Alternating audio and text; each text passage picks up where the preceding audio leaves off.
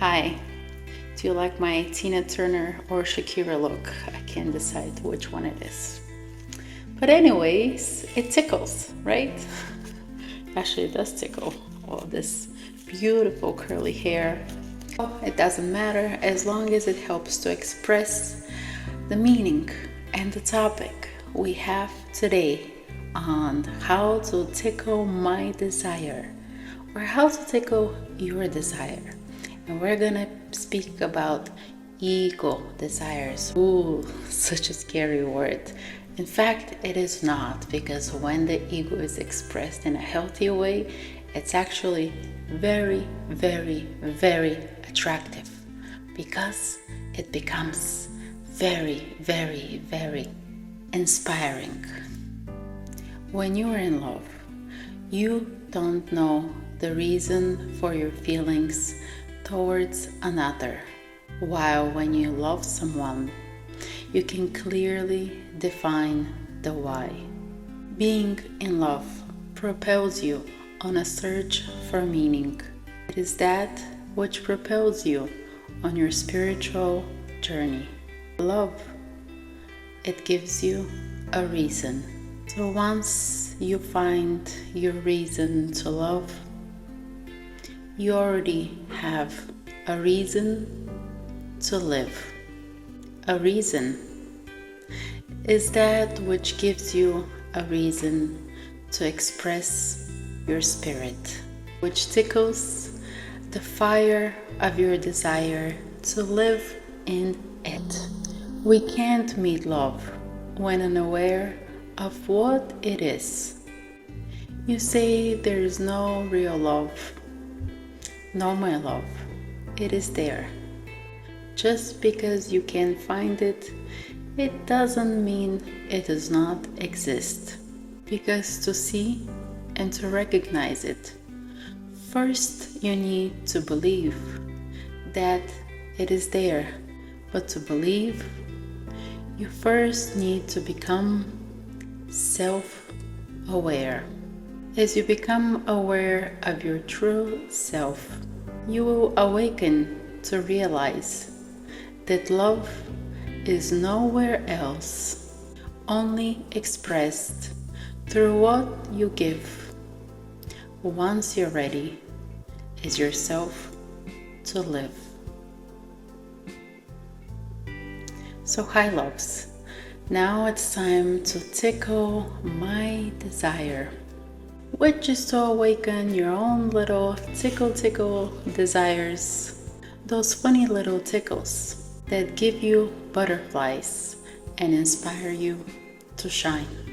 Those little tickles that make you come alive as you finally recognize what it is to live high on life.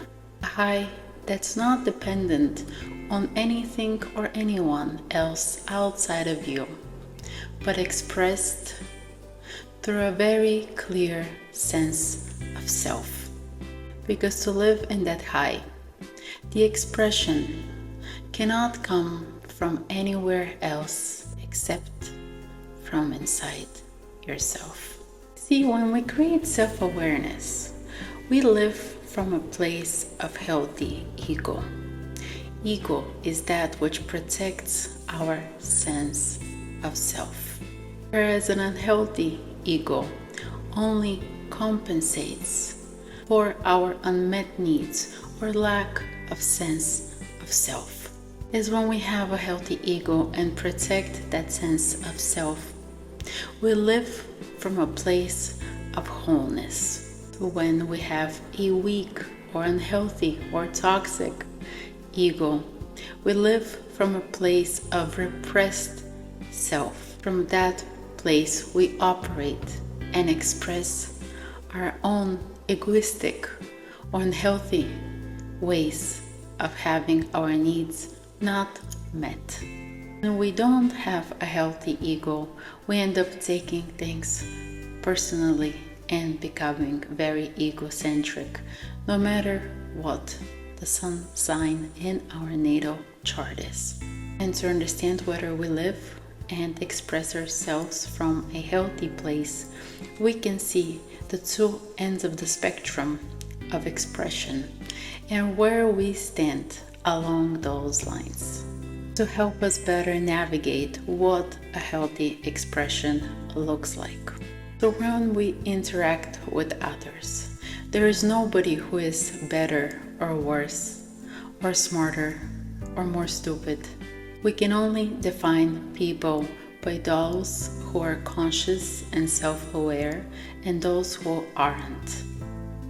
And the responsibility falls on the conscious ones to help those who are unconscious or not self-aware, to awaken and to inspire them to that true self.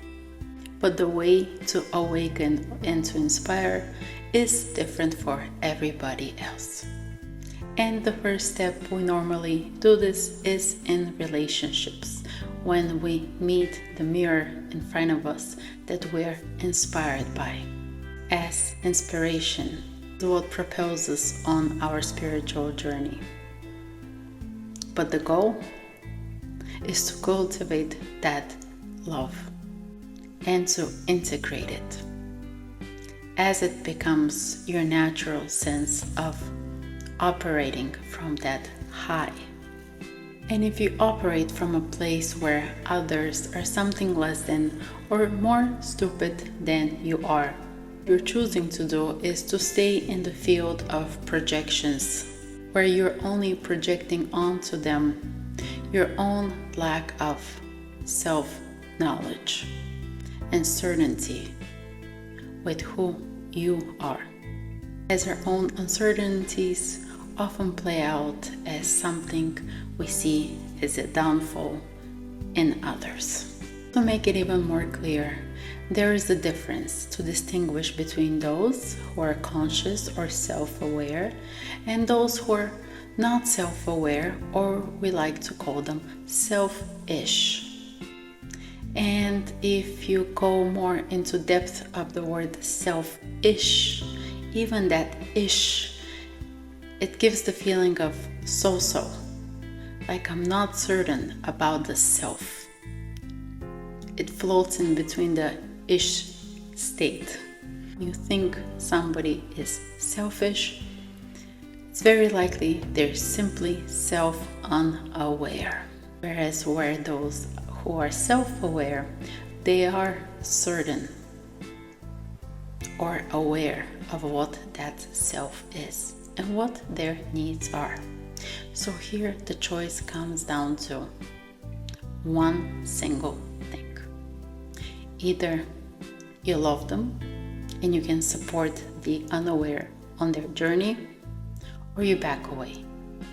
Because calling somebody selfish or stupid, or choose whatever name you want, is not going to help in the process of awakening. Only by educating them on what you personally tolerate or don't, as you have more clear sense of who you are and what yourself is willing to accept or not accept in your own life.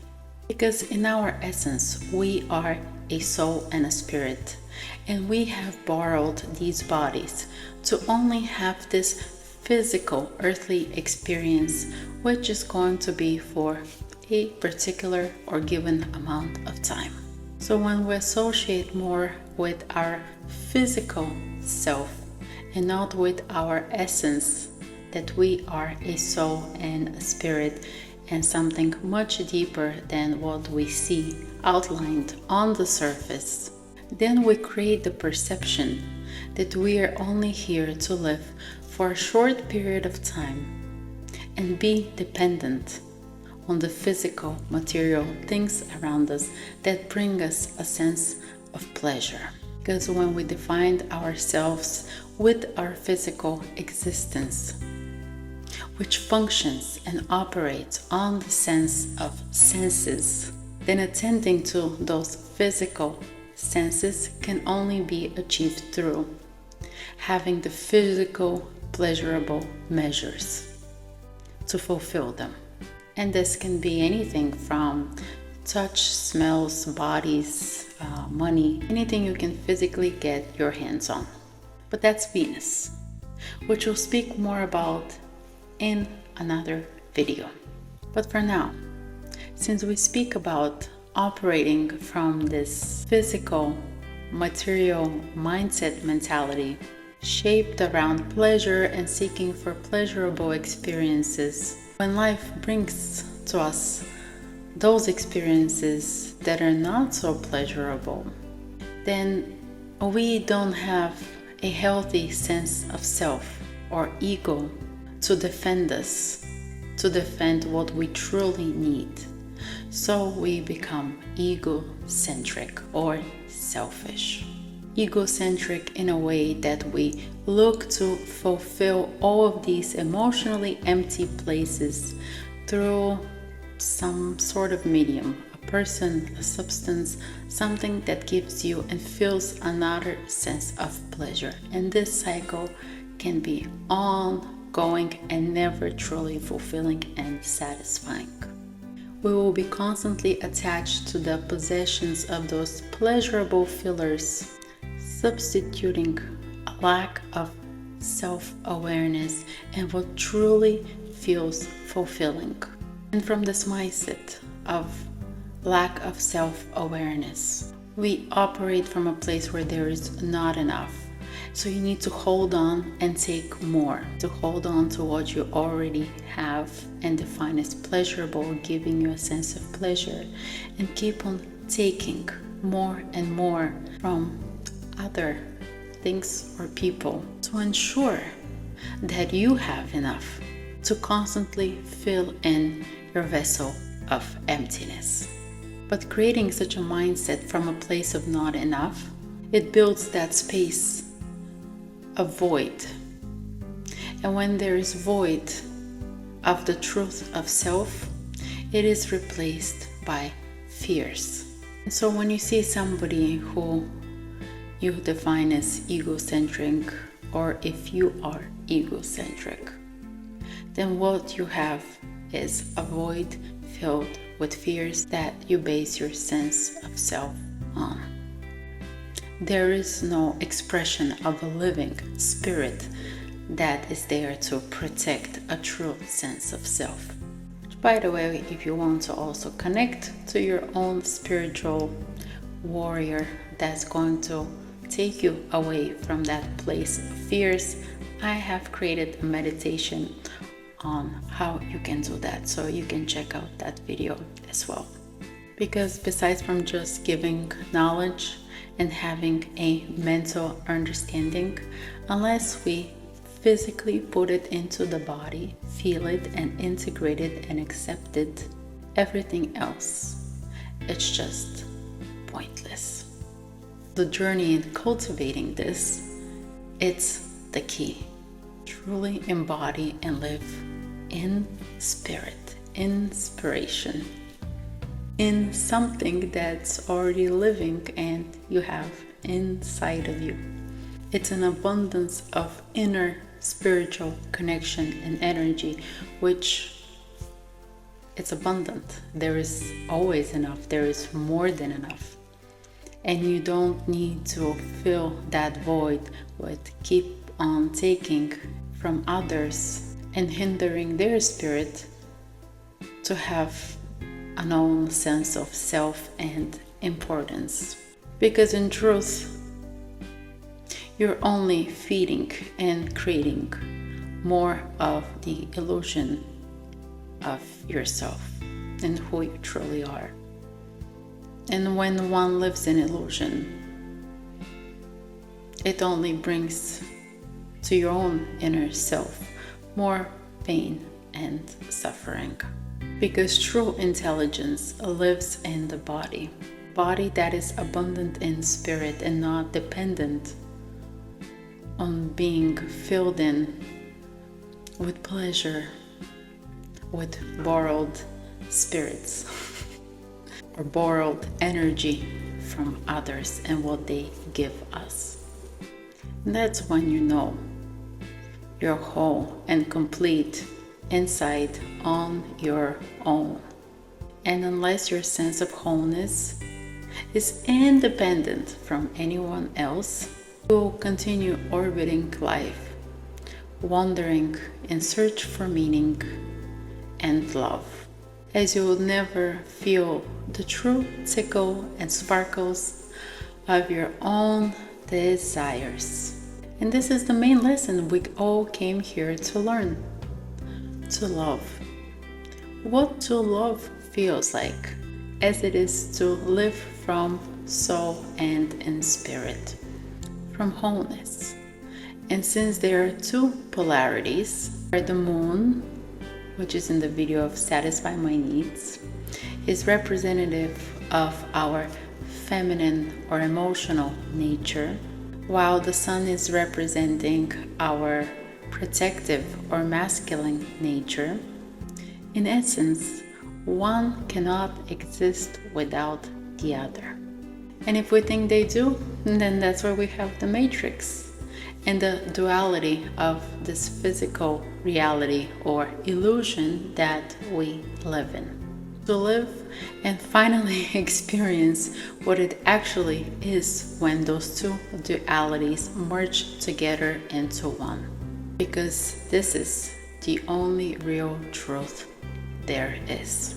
As only in the experience of one we find wholeness and fulfillment. We experience what life is, the joy of that merge. But for this lesson to be learned, we have mirrors, people around us, which reflect back to us different parts of ourselves. So we usually fall in love with those mirrors that we most like our sense of self through. We don't fall in love with a person, we fall in love with the mirror they hold for us.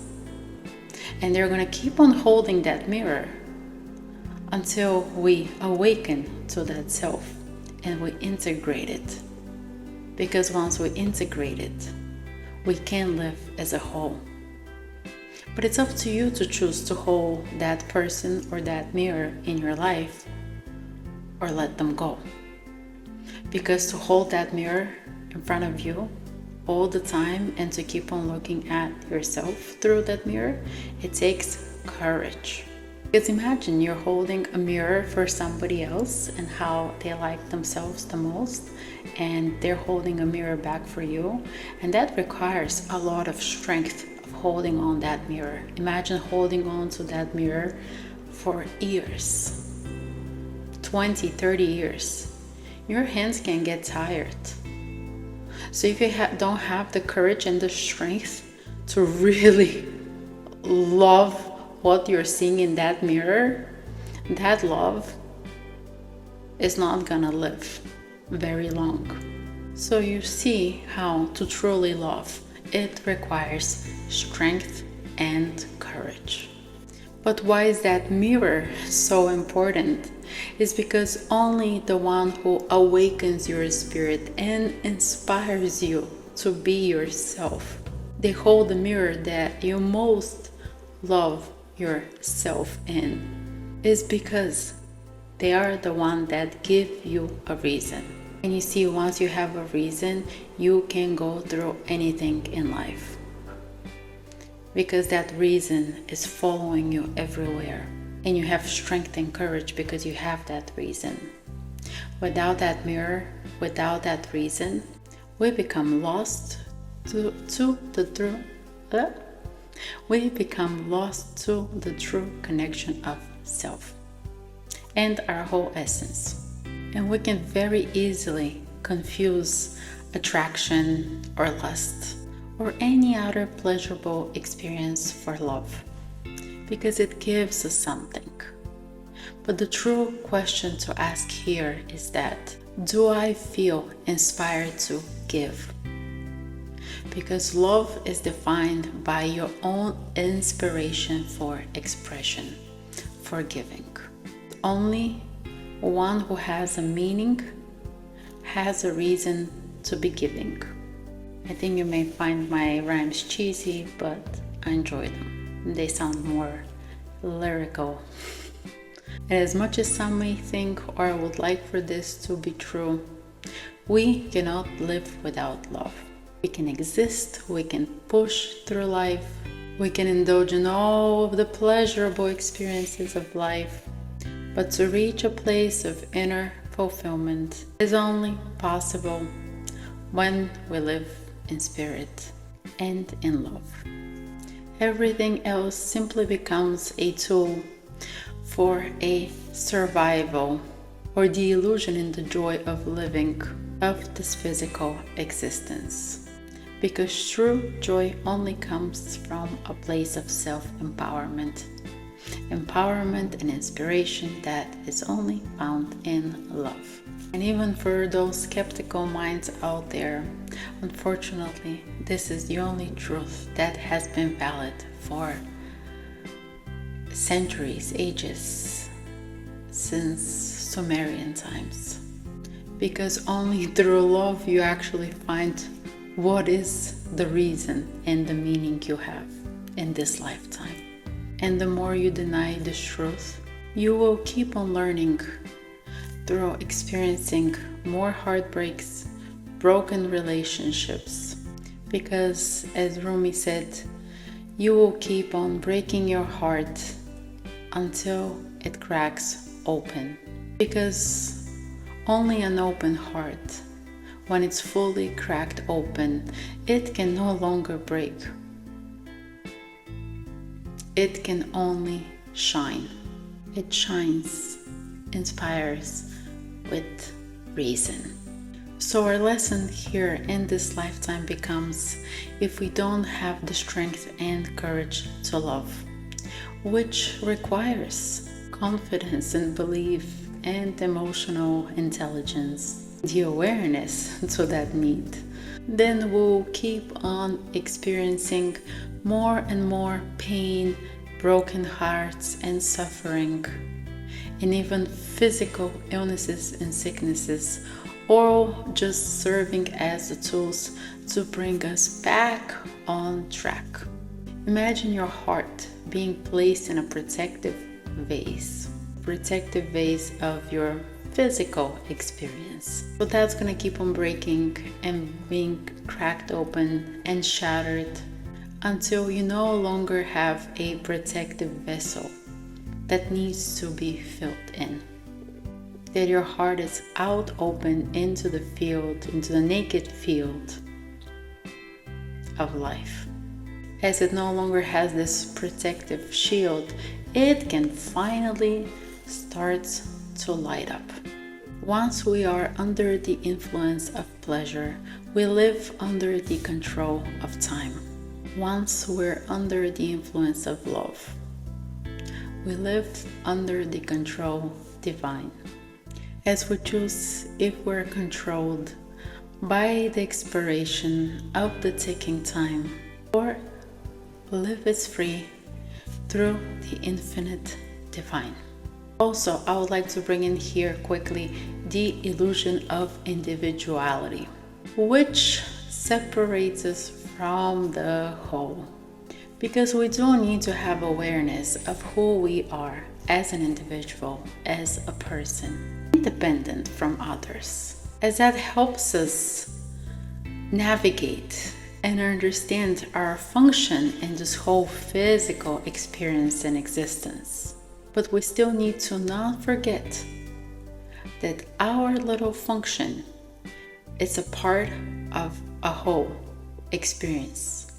If your individuality does not see how it affects and contributes to the whole essence, then your strong sense of individuality only serves to separate you from the whole.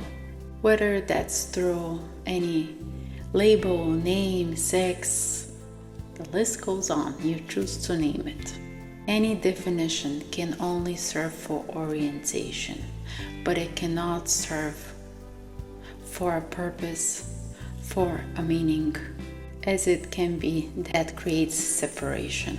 So try not to get too hung up on definitions. In definitions, we are all in essence a soul and a spirit, which are expressing themselves differently here. And that our individual expression is helping others awaken to their own selves. But we are equally playing these roles and parts. As I said, there is nothing better or worse, smarter or more stupid. They're just those who are conscious and unconscious. And with every conscious being, it has the responsibility to create that awareness for somebody who is not self-aware. But as they become more self-aware, then they can also spread, extend that new sense of self or higher consciousness into more people. And it just becomes like this whole cycle of evolution. As you see, we all play a divine piece of the whole puzzle. Imagine some spiritual image, whatever your belief system is. If it's a god or some kind of an animal or Buddha, doesn't matter. Choose a picture or an image of some divinity. And imagine yourself as a piece of that whole puzzle. If you're a piece of the whole puzzle, then you do still carry that divine piece part in you. But each facet of that puzzle is designed in such a way that it can only truly connect to a very few other pieces that define its own shape and sense of self. So we are all looking for those pieces that are our mirror reflection to our facets, to who we are. So that whole divine image or picture is nowhere outside of you. High up, down below, whatever direction you choose to look around. It's in you. And you carry the definition inside of you. And those who inspire us, they just feel like a fit. Like, oh, I like looking at you because you fit me perfectly. So God or the divine is nowhere high or outside. It is in the spirit that lives inside, in your own defined peace. The spirit which needs to be tickled and awakened, unlocking your true desire to live, your meaning for life. Because every individual expression is connected to the puzzle or the world it lives in. It's not separate. Maybe for a moment we separate from the other to take a look at ourselves and find and understand that connection, to understand what you love this person for. But to see the bigger picture and have a bigger understanding, those two pieces, they need to merge. They need to fit together. So you see, since we're one piece of the whole, it is not possible for somebody's unhappiness to be the stepping stone for our own personal happiness. It's not possible for us to feel whole if we hurt someone, because we still play a part of that whole. So everybody's growth and happiness, it is interdependent on the people around you, around them. And that is a big impact and big responsibility to take, and not many are at that level. So when we learn to establish this first within our own personal or intimate relationships, it feels like winning an Oscar, because that seems to be one of the biggest challenges nowadays. So how the hell do we think we're gonna go out there and save humanity when we can't maintain one single healthy relationship? Yep. As the whole experience is dependent on the relationship we live through, that mirrors back to us constantly and daily that true and whole sense of self. Without that, we think we might be doing something, but technically we're doing nothing. So it is fundamental for us to create this experience and choose the relationships we can live through in our spiritual essence. As everything else in life simply becomes crutches. Crutches we possess and we hold on to so strongly just so we're able to move through this life. And that's not desire. That's deteriorating. Deteriorating slowly over time. Deteriorating of the self, which is caused by pain or physical illness. Those which we experience so we can recognize that they are just signals that we have shifted far away from who we are and we need to get back on track to that self. Yes, we're human, we can all make mistakes. And it's not about drowning into those mistakes, but about creating awareness and hit the highway again. You know, we go off-road, it's like, oops, okay, GPS navigation, put it back on, let's go back on track. But holding on to crutches is not living. It's simply an existence based on survival. And the more pleasurable we can make that survival, the more we think or we create the illusion that that's real life. Meanwhile, it is not. And if we need to be honest and transparent, it is very sad and painful. So in this video, I want to tickle your desires and also guide you into understanding what those desires are. Because yes, the first step is in understanding them, having a clear awareness. But then the bigger part would be to integrate them and make conscious choices that you choose to live from healthy ego or self-aware state, or you choose to live from egoistic or a toxic ego state. We can all make that choice. And the information is the first step. But for that information to have any significance and meaning, we do need to put it into practice, which is the more challenging step for many of us, because it does require a lot of self-observation, transparency, and control. But hey, once we become the master of our own selves, then that's true independence and freedom. And this is what builds the strength and courage to love. So it's all interconnected. So cultivating all of this, it becomes a journey. The journey you're here on. The journey we're all here on. Let me not take myself out of that sentence just because it's convenient. But it's the same goes for me. So see how love is not just like a sudden spark or an emotion, fire in the moment. This is just the first step, the little tickle that propels you on that journey. But love is the reason for you to grow and stay on that journey with time, or in this time frame that we have here.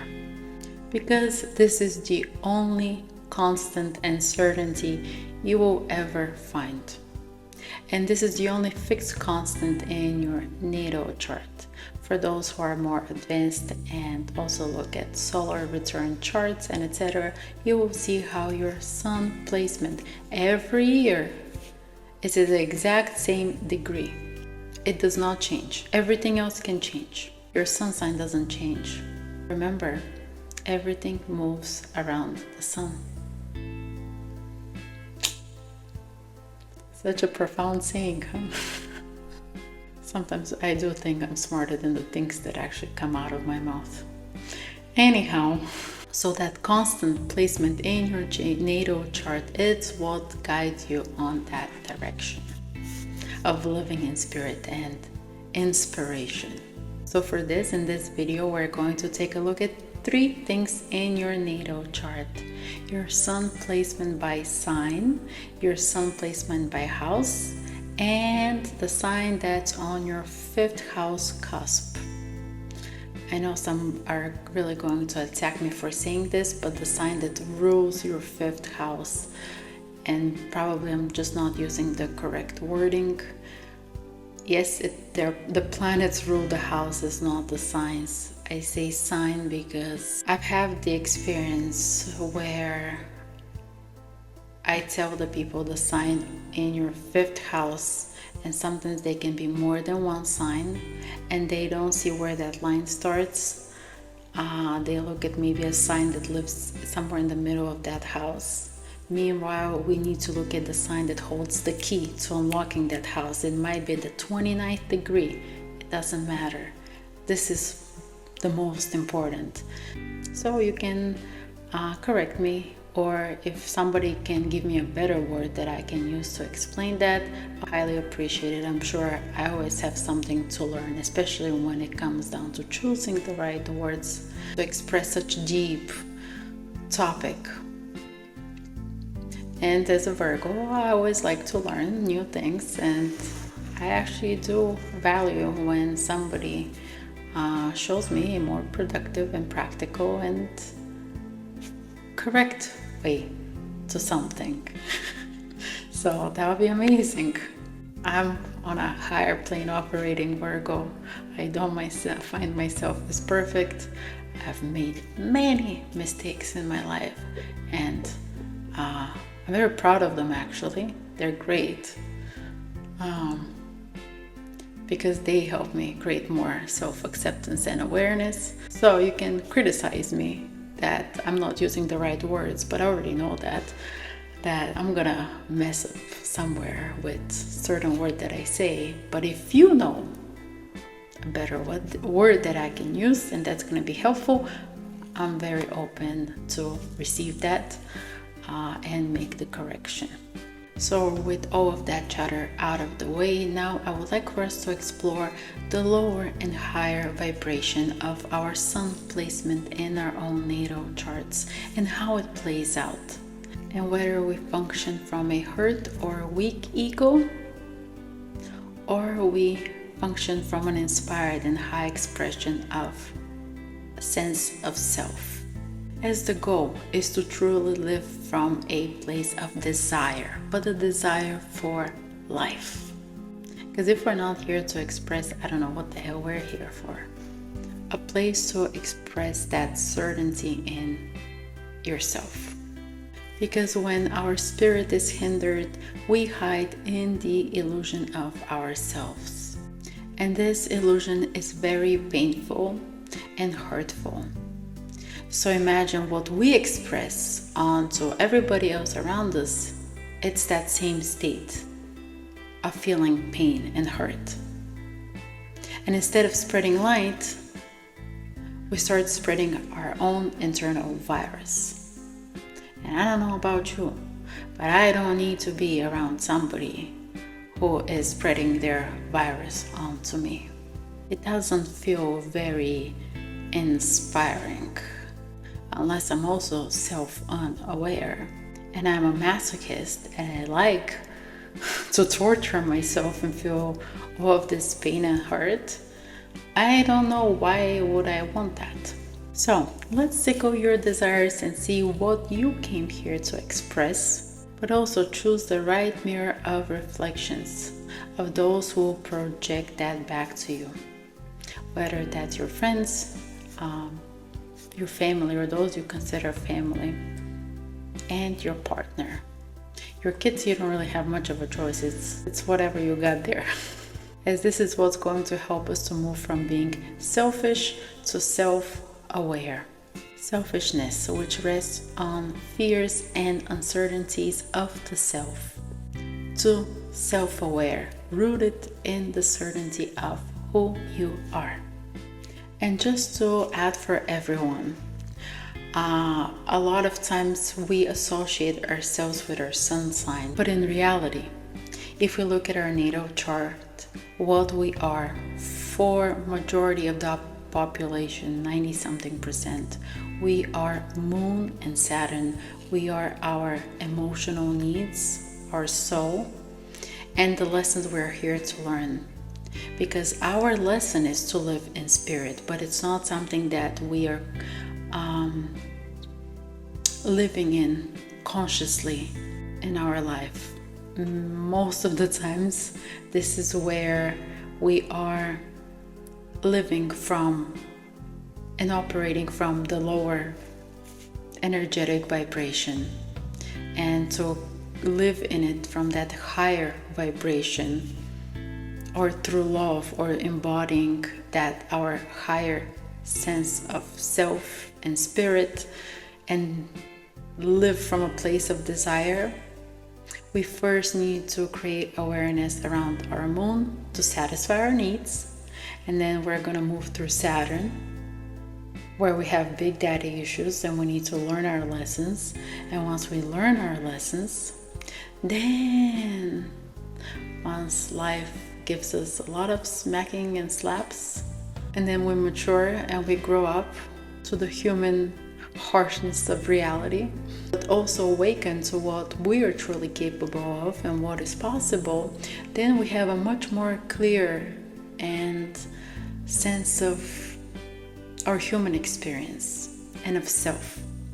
And then we can live from a truly fulfilling and expressive place of spirit, a place of knowing who the heck you are and how you came here to inspire, and what's your secret inspirational force power.